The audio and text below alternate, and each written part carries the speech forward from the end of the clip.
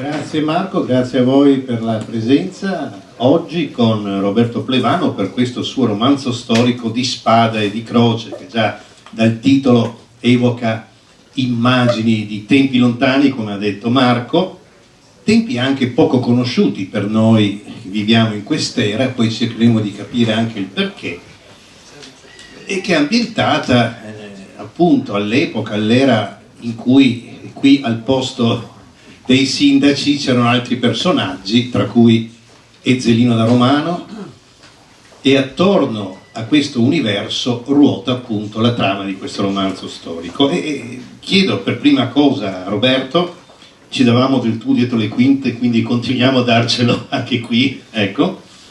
Insomma, questo è un romanzo storico, la parola romanzo implica la possibilità di dare sfreno alla fantasia, ma l'aggettivo storico implica anche il fatto che la fantasia deve essere però supportata da fatti e dati reali. E quindi quanta ricerca storica è alla base di questa fatica letteraria? E su quali punti ha cercato di concentrarsi?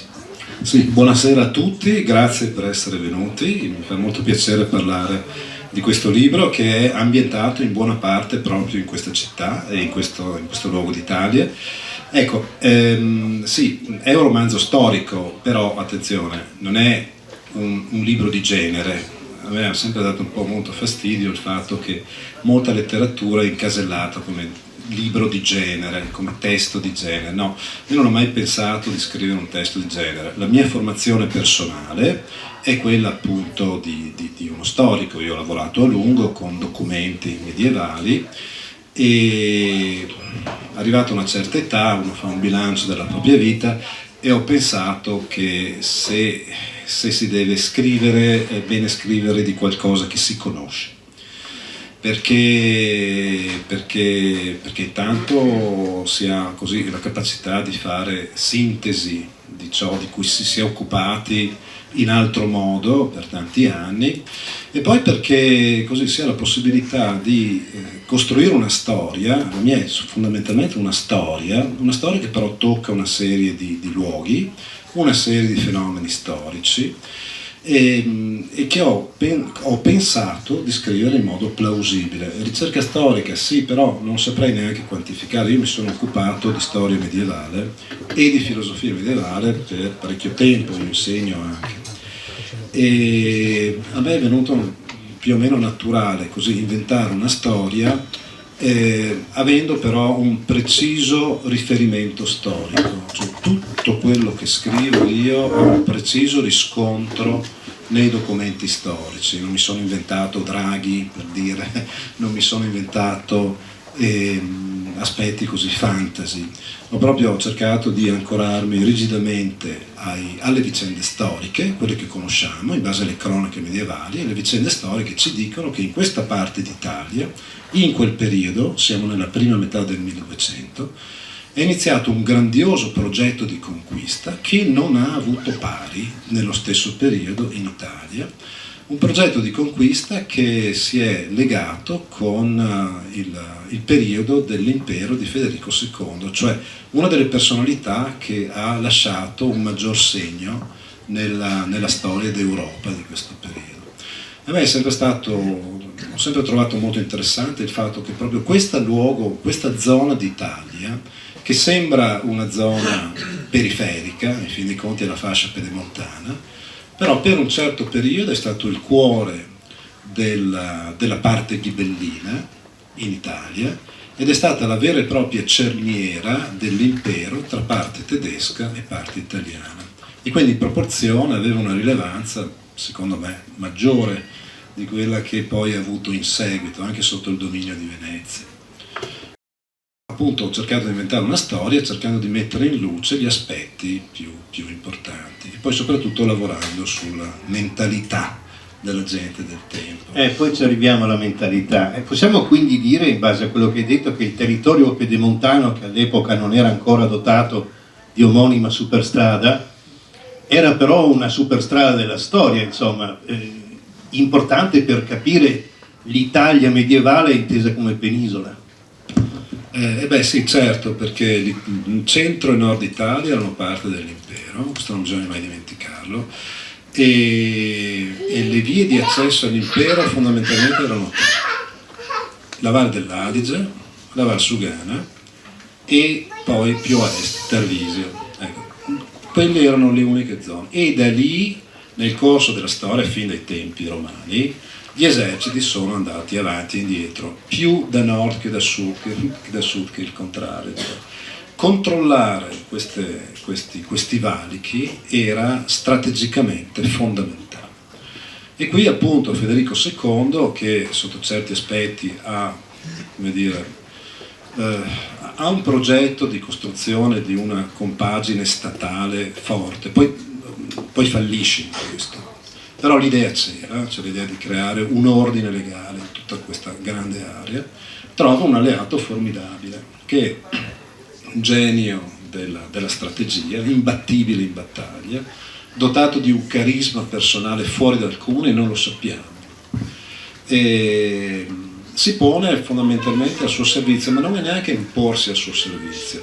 I due si guardavano alla stessa altezza, insomma, avevano un rapporto alla pari, si chiamavano fratelli uno con l'altro, tanto che Federico II dà ad Ezzelino in sposa la sua figlia, una figlia illegittima, però era una figlia molto amata, proprio a significare questo patto politico che andava oltre l'aspetto puramente politico. Sappiamo che qui a Bassano negli anni 90 hanno scoperto un affresco a Palazzo Finco che sembra proprio rappresentare Federico II, quindi se non è venuto qui a Bassano sappiamo per certo che ha fatto soggiorni abbastanza lunghi a Vicenza e Padova in compagnia di Ezzelino.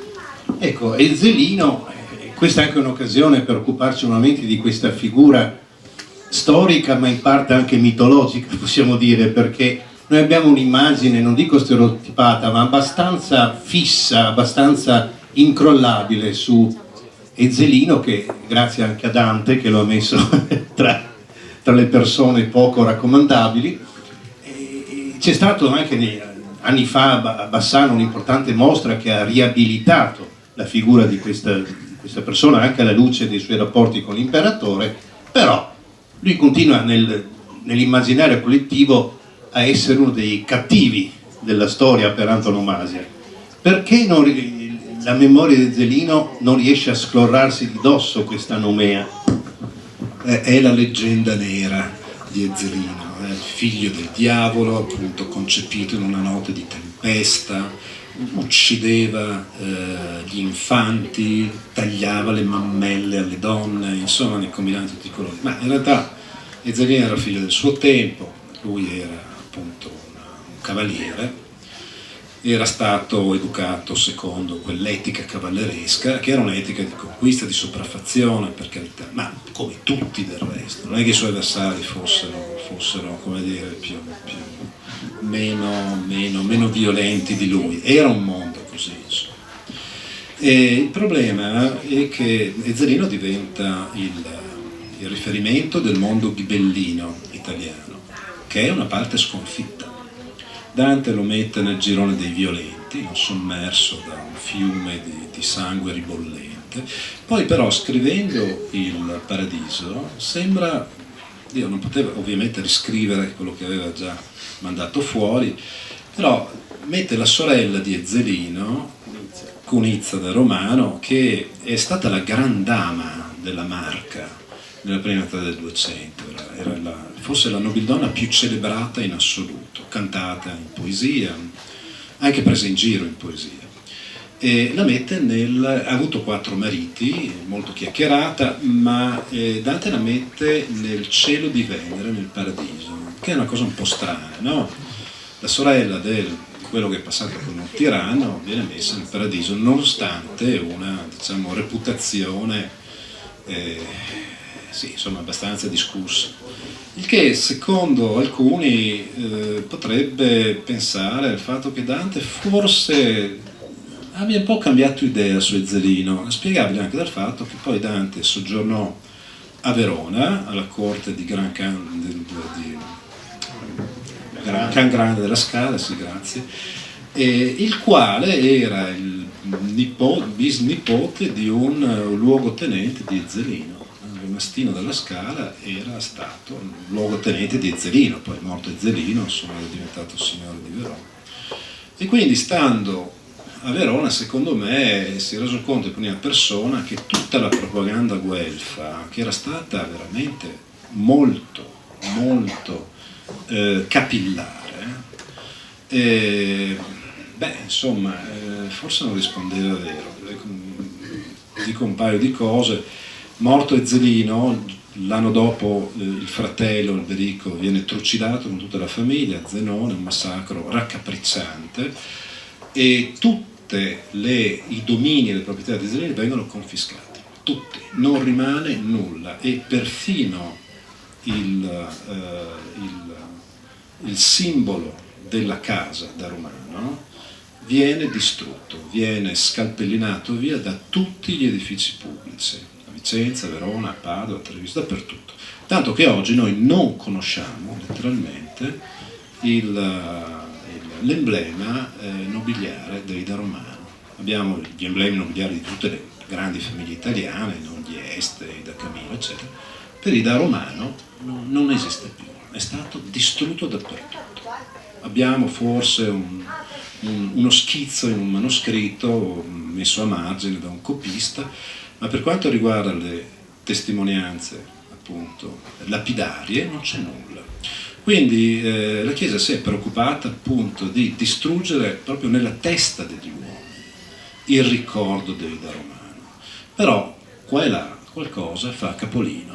Qua e là c'è un cronista, per esempio, che racconta che a più di 20 anni di distanza dalla morte di Ezzelino, alcuni villani, appunto, richiesti di dire il loro parere sul tiranno, loro dicono: noi non abbiamo mai conosciuto alcun tiranno, noi abbiamo conosciuto un gran signore, un gran sovrano, un re. Quindi c'erano dei ricordi appunto che rimanevano.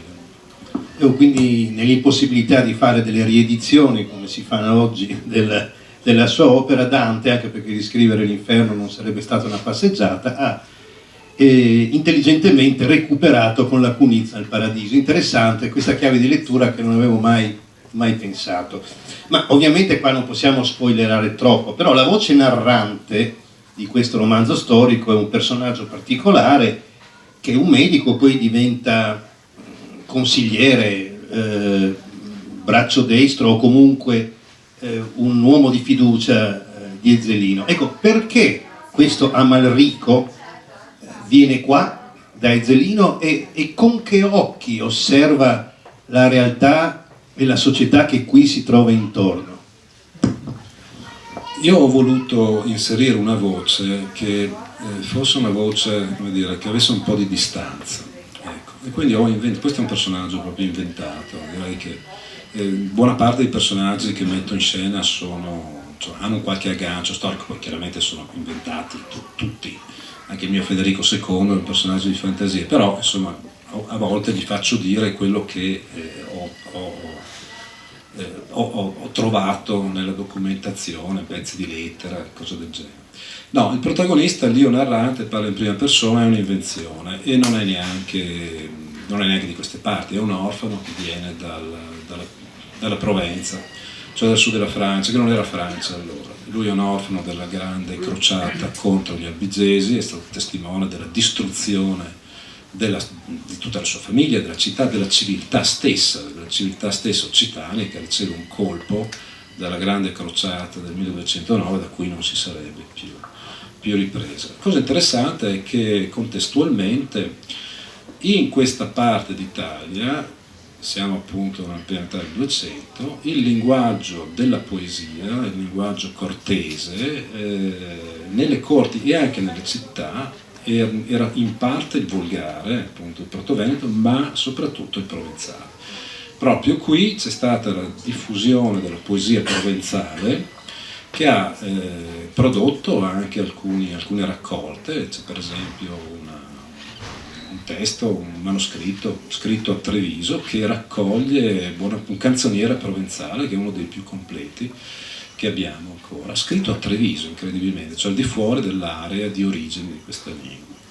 E questo ho sempre pensato che fosse una cosa molto, molto interessante, perché indica il fatto che questa terra è sempre stata una terra di incroci, incroci di popoli e incroci di culture e di lingue. E questa così, predisposizione geografica, caratteriale, chi lo sa, non è mai venuta meno. Il Veneto è molto accogliente per linguaggi che vengono da altrove e su una duplice direttiva, sia est-ovest, appunto il mio protagonista viene dalla Francia, sia nord-sud, la cerniera con il grande mondo tedesco. E quindi in un certo senso appunto questa terra è stata un po' un fermento di incroci, no? di passaggi. E ovviamente 200 anni più tardi, quando arrivano i veneziani, appunto, faranno di questa zona una grande via di commercio. Ecco, sarà appunto la via di commercio delle merci veneziane verso il mondo tedesco. Ecco, qui emerge un'immagine di non voglio dire di un medioevo perché è un tema gigantesco, ma di un pedemonte duecentesco, diciamo così limitiamo il perimetro, in cui oltre al sangue e agli eserciti quindi c'è stato spazio anche per la cultura, per l'arte. Non è un aspetto che viene immediatamente in mente pensando nel senso comune a quei tempi. Noi continuiamo a chiamarli, c'era anche il titolo di un celebre libro di Montanelli, I secoli bui.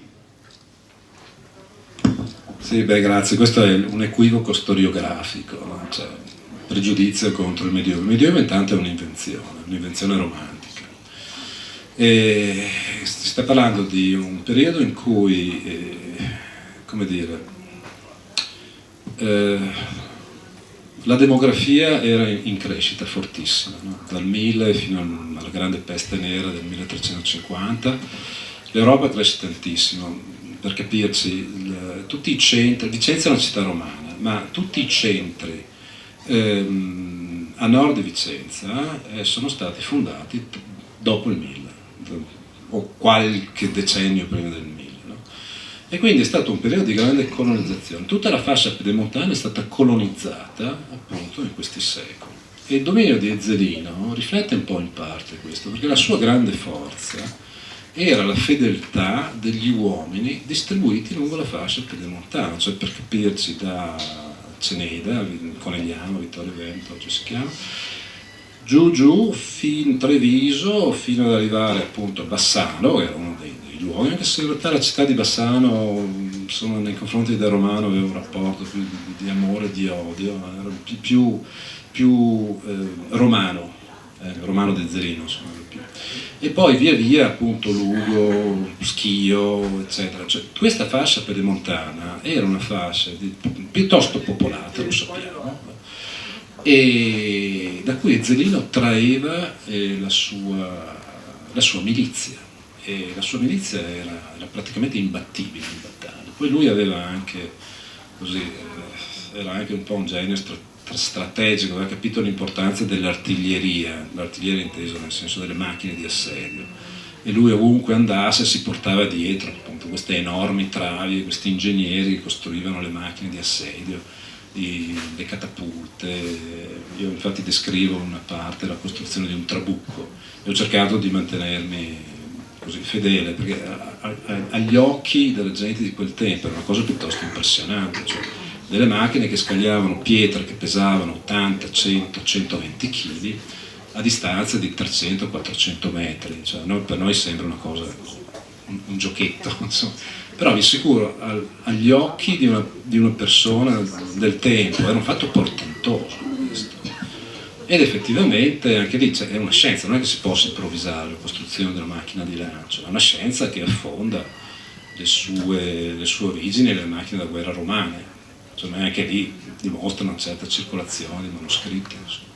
Ecco, Ezzelino quindi, ma anche i suoi nemici, erano tutti figli del loro tempo. Un tempo però che al di là dei fatti storici appunto, di conquiste, di distruzioni eccetera, è anche un tempo di società in un territorio appunto popolato come il Pedemonte. Abbiamo accennato prima alla mentalità di fronte al destino che comunque implicava una vita più avventurosa rispetto a quella di oggi probabilmente. Qual era un po' la mentalità dei veneti di quel tempo, da come viene scoperta dai personaggi o raccontata dai personaggi di questo libro? Sì, grazie per la domanda. Spero che mi perdonerete per una certa pedanteria, però noi siamo abituati a pensare, viviamo in Veneto. Veneto, poi uno va a vedere i documenti del tempo e la parola Veneto non c'è, non si trova. Per indicare quest'area geografica c'è soltanto una denominazione, la Marca. La parola Veneto nel latino medievale del tempo è un aggettivo, non è un sostantivo, e indica cosa di Venezia, pertinente a Venezia. Non indica assolutamente nulla che sia di quello che poi divenne lo Stato da terra. Nulla. Con questo cosa voglio dire? Che Venezia stava lì, i suoi domini arrivavano più o meno a Mestre e da lì non andava avanti. Venezia era interessata esclusivamente alla sua enorme rete commerciale di terra, cioè, per capire la potenza di Venezia del tempo, proviamo a pensare a qualcosa come Amazon, che è diffusa in tutto il mondo. Amazon ha un bilancio credo più superiore a quello di uno Stato. C'era anche Venezia Prime di dimensione. Ecco, era una cosa simile, cioè era un dominio enorme, arrivava dappertutto, ma non era basato sulla terra, interessava il dominio di terra. Comincia a interessare il dominio di terra soltanto quando nel 400 le cose si complicano, si chiude la via della Setta, i commerci si fanno difficili per una serie di ragioni, Tamerlano, eccetera, e allora i veneziani pensano, beh, abbiamo fatto skei per 300-400 anni, cosa facciamo tutti gli skei? Investiamo, andiamo in campagna, compriamo campi e ci costruiamo le ville. È cominciata così un po' la civiltà della villa Veneto, ma prima non esisteva. Venezia stava lì. Questa qui era la Marca, e la Marca era terreno imperiale, era terreno di feudalità ed era anche un terreno in cui le città, appunto attorno al 1100-1150, diventano comuni, cioè cominciano a costruire un potere che è in parte concorrente con il potere delle grandi famiglie nobiliari. Ed è un'interessantissima dialettica di poteri, perché abbiamo da un lato i nobili che si inurbano, cioè diventano cittadini della città, e cominciano a negoziare i termini del loro potere con i nuovi poteri comunali, no? Questo nuovo ceto di così, commercianti, aristocrazia del denaro che comincia a contare. E qui abbiamo appunto l'abilità di questi nobili, per dire Azzone da Romano, Azzone d'Este diventa podestà di Vicenza, Ezzelino diventa podestà di Verona, poi diventa signore di Verona, lascia la podesteria ad altra gente, suoi satelliti. Il fratello di Ezzelino diventerà podestà di Vicenza prima, di Treviso poi, e diventerà il signore di Treviso, Alberico da Romano. Ecco. Ed è una forma, come dire, di competizione ma anche di intermediazione appunto tra i poteri del comune e i poteri antichi poteri feudali. Ecco, dico soltanto una cosa, contestualizzare, la servitù della gleba da queste parti finisce proprio con la fine della famiglia da Romano. Noi lo sappiamo, abbiamo appunto dei documenti, abbiamo dei testamenti. E la servitù della gleba, che più o meno in Europa finisce tra 200 e 300, viene sostituita da altre forme di obbligazioni e di vincolo, finisce appunto qua nel Veneto con la famiglia da Romano, perché quando la famiglia Romano viene distrutta,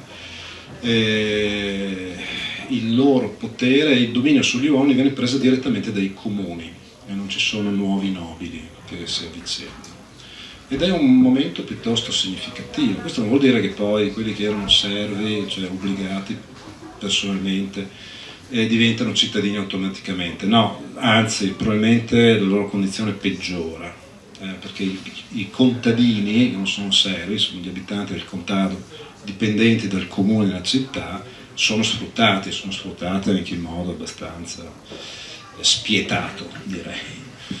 Sarà per questa distinzione importante tra Venezia e oserei dire il resto del mondo, no?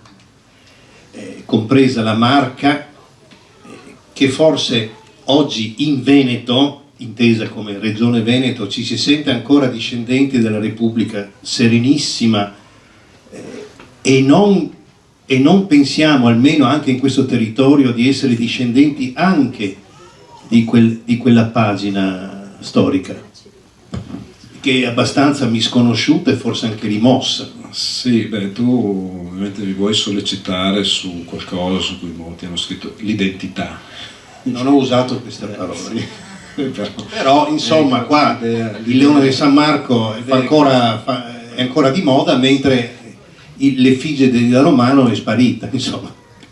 Chiaramente la Repubblica di Venezia ha avuto il dominio dai primissimi anni del 400 fino alla fine, nel 1796, e ha lasciato un sistema che funzionava.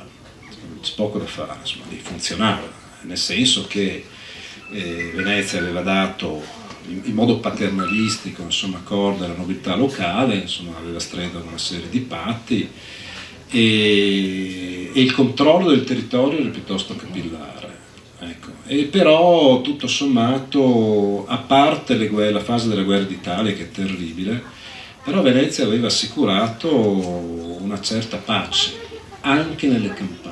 Di questo conta, insomma. Quindi quell'identità lì c'è, secondo me rimane, e insomma sarà difficile che sparisca, però io noto sempre una certa contraddizione. Oggi i veneziani di Venezia praticamente sono scomparsi, credo che siano 45.000 giù lì, insomma. E però tra veneti di mare e veneti di terra io vedo delle differenze. Vedo delle differenze di mentalità, vedo proprio delle differenze di modo di pensare, insomma. Sono differenze un po' sottili, secondo me, però in questa regione, e forse questo è anche uno dei segreti un po' della sua vitalità, anche, no? Questa regione ha sempre avuto un viso bifronte, no? Cioè, da un lato l'idea del commercio, no? L'apertura verso i mercati attorno, est, ovest, nord, sud.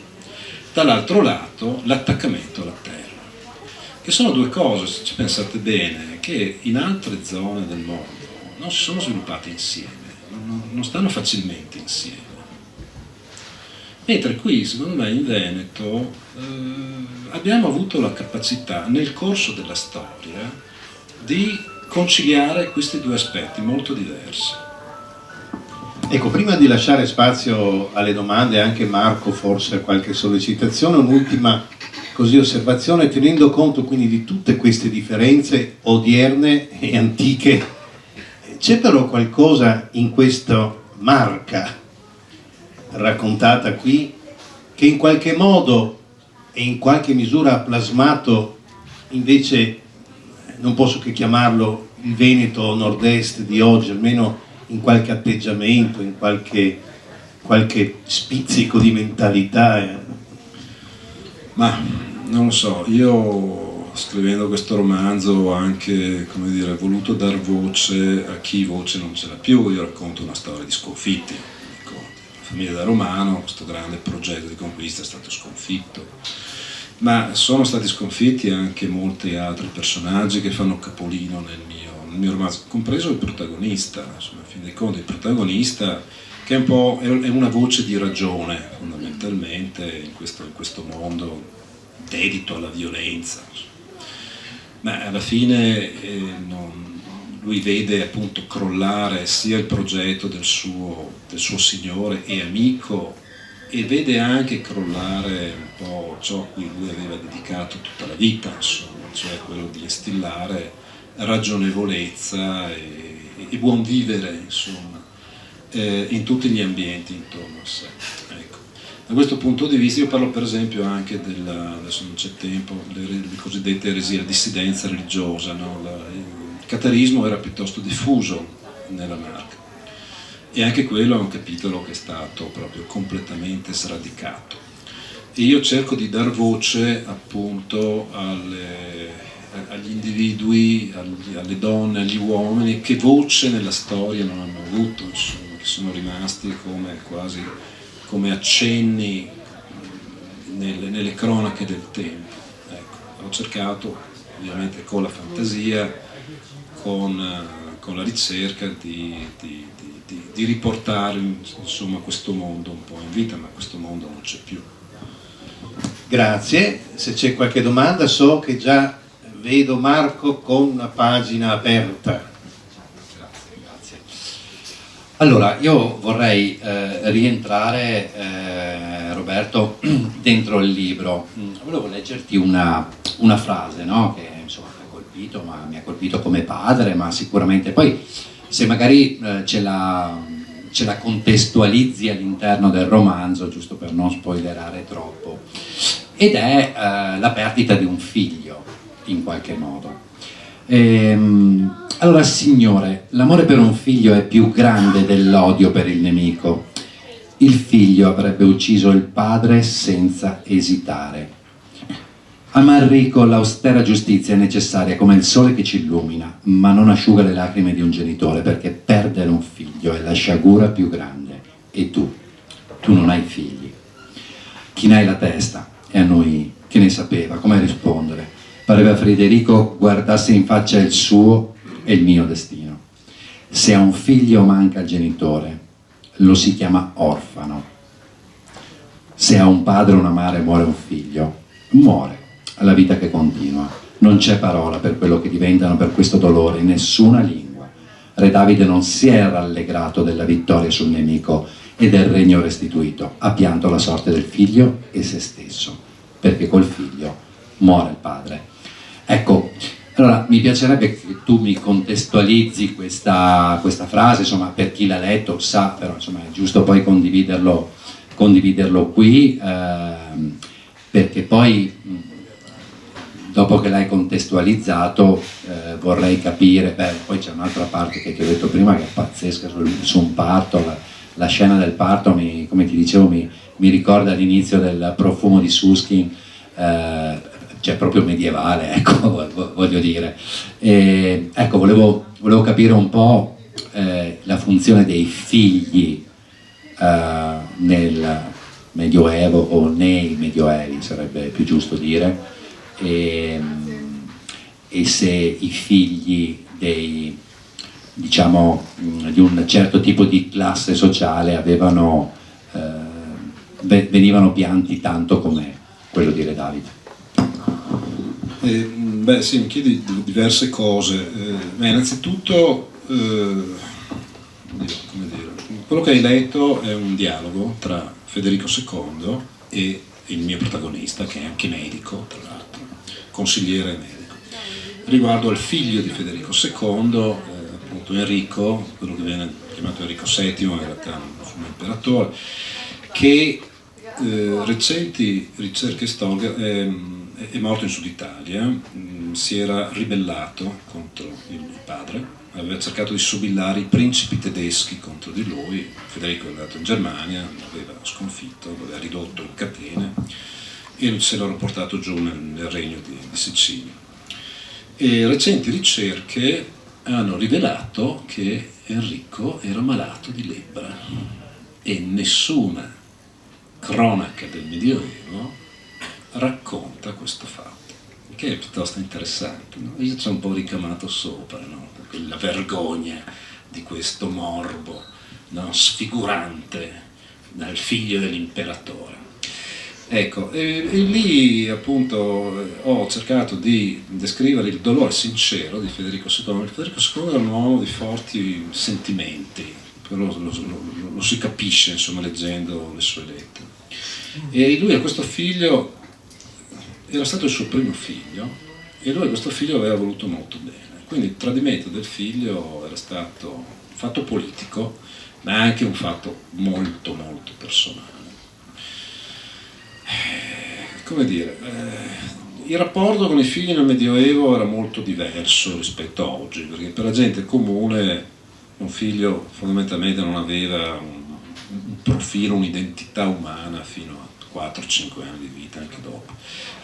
la mortalità infantile era altissima come nell'antichità del resto, quindi insomma a volte si vedono anche più tardi, insomma, scrittori che non so se ho avuto 3 figli e anche qualcuno, 3 o 4, che sono morti da piccoli, neanche si ricordano, insomma. Era una cosa normale, mortalità infantile fortissima, mortalità delle donne da parto, che non bisogna mai dimenticare. Oggi per noi un figlio è un investimento emotivo, anche un investimento in termini monetari, insomma. Anche io sono padre. E, anche allora nel Medioevo, presso le famiglie nobili, perché avere figli presso le famiglie nobili significava la continuità della stirpe. Per le persone normali le cose erano un po' diverse, insomma, l'aspetto, insomma, avere figli faceva parte un po' della vita privata, ma non toccava, diciamo, la sfera pubblica. Ecco. Però direi non esistevano i bambini come li conosciamo oggi. Il bambino è stata un'invenzione, insomma. Il bambino fino al Settecento o è qualcuno che si stringe nelle fasce, si lascia in qualcosa, o è un piccolo adulto. Insomma, non esiste una cultura dell'infanzia nel Medioevo, ma neanche nell'età moderna. Insomma. Questa è una cosa piuttosto ben nota. Per quanto riguarda il rapporto, tornando al romanzo di Federico con il figlio, io appunto ho fatto un riferimento a una storia biblica, cioè la ribellione di Assalonne verso il re Davide, raccontata nella Bibbia. Io lì la racconto, cerco di sintetizzarla molto. Perché uso questo espediente narrativo? Perché nel Medioevo la gente ragionava in termini di prototipi. No? E appunto la narrazione biblica forniva una serie di prototipi per i sentimenti e per i comportamenti umani. Questa era una cosa normalissima, cioè la gente appunto si cercava appunto di capire qualcosa e di interpretare i propri stessi stati d'animo, appunto rifacendosi a esempi biblici. Ecco, era la cultura del tempo, insomma. E quindi io racconto la storia di Davide e Assalone, perché in realtà è Federico II stesso che lo fa. Quando lui racconta della ribellione di suo figlio e della morte del figlio, cita proprio questo passaggio della ribellione di Assalone a Davide. Ovviamente, appunto, dipingendosi come il re Davide. Lui aveva tutto l'interesse, insomma, anche in termini propagandistici, per questo parallelo, però è un parallelo che ci sta, insomma.